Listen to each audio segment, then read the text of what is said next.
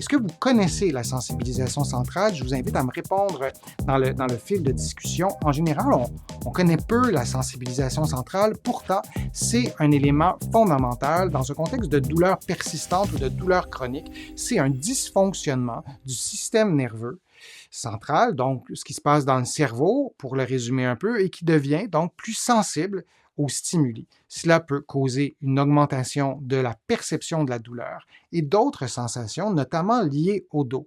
Alors, en d'autres mots, le cerveau va devenir hypersensible et ce qui devrait normalement ne pas nous causer de douleur ou ne pas causer d'inconfort ou de douleur forte, il y aura une amplification de ces stimuli qui sera détectée par le cerveau comme de la douleur. L'amplification peut avoir lieu peut se manifester en ce qui concerne l'intensité de la douleur, donc ça fait vraiment très mal, ou aussi sur la durée de la douleur. Et donc, l'amplification des symptômes, notamment de la douleur, peut se faire de différentes façons. Mais disons que pour résumer, on peut avoir plus mal, on peut avoir aussi mal plus longtemps. Alors, ce qu'on retient, c'est que cette amplification-là et même la douleur provient du cerveau, ça ne provient pas du dos.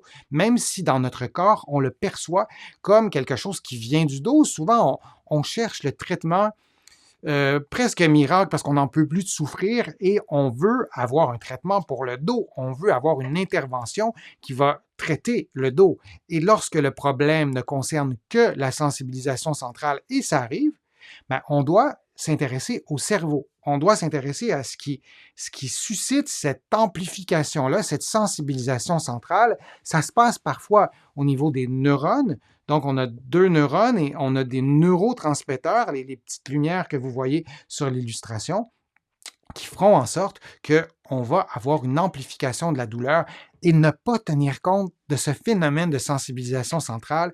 Je pense qu'on peut dire que c'est une erreur thérapeutique maintenant de ne jamais l'évoquer. Il y a 10 ans, 20 ans, on n'en parlait pas ou beaucoup moins ou c'était pas ou très peu connu. Mais maintenant, en ce qui concerne les professionnels de la santé, on devrait tous connaître et tenir compte des phénomènes de la sensibilisation centrale.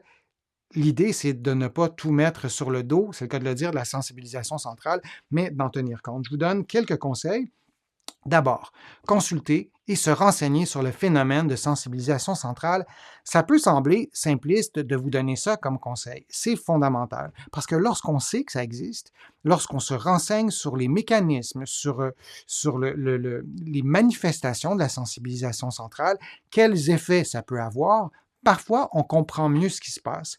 On comprend mieux ce qui se passe, donc on va être moins peut-être même anxieux parce que de la douleur au dos qui est amplifiée, ça peut causer des problèmes de stress, d'anxiété, d'insomnie. Ça peut avoir des dommages collatéraux et de faire un lien avec, par exemple, une douleur très forte et se dire, moi j'ai des patients qui me disent, c'est pas normal que j'ai mal comme ça, j'ai presque rien fait, j'ai soulevé quelque chose de vraiment pas lourd. Et la douleur, elle est apparue vraiment très, très forte. Comment se fait-il que ça puisse se produire?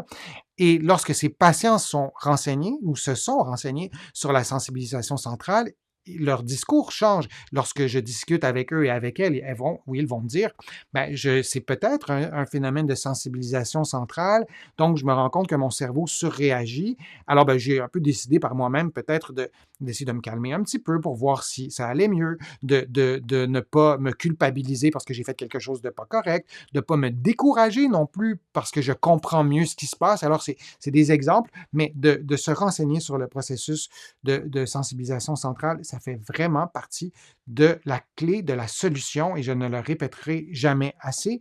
Il y a Joël qui nous donne un commentaire. Oui, je connais le phénomène depuis ma brûlure. Alors, les phénomènes de sensibilisation centrale, ce n'est pas exclusif aux douleurs au dos, bien que ça concerne beaucoup les douleurs au dos, mais les brûlures, c'est un bon exemple. Lorsqu'on se brûle, si je simplifie un peu l'histoire d'une brûlure, donc je mets ma main sur une cuisinière, je me brûle de façon majeure et la brûlure guérit mal, ça prend du temps.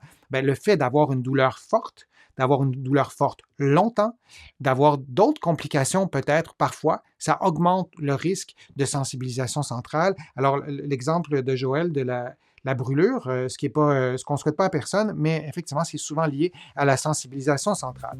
Je vous remercie d'avoir été là. Alors, je vous dis à une prochaine fois et à un prochain direct, à une prochaine vidéo. À bientôt.